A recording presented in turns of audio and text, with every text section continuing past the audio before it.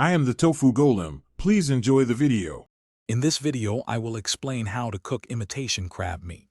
First, it's important to remember that imitation crab is already fully cooked, so you're essentially just warming it or preparing it for cold dishes. If it's frozen, thaw it in the refrigerator for several hours or overnight.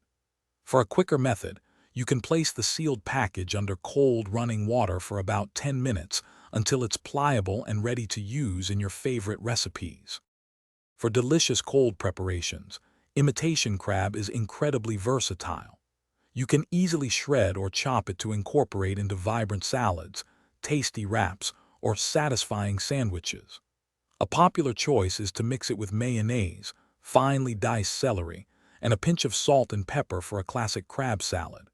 It also makes an excellent addition to homemade sushi rolls or as a delightful topping for chilled noodle dishes, offering a sweet and tender bite. When warming imitation crab, the key is gentle heat to prevent it from becoming tough. Simply sauté it in a pan with a small amount of butter or olive oil for just 2 to 3 minutes until it's heated through. Avoid high heat or prolonged cooking, as this can alter its delicate texture.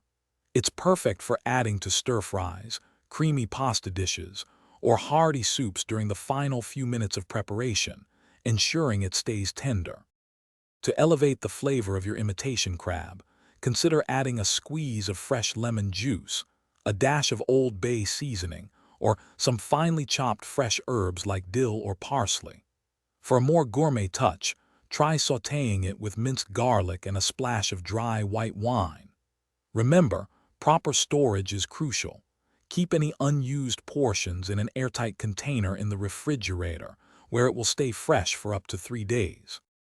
Thanks for watching. Consider subscribing if we helped you today.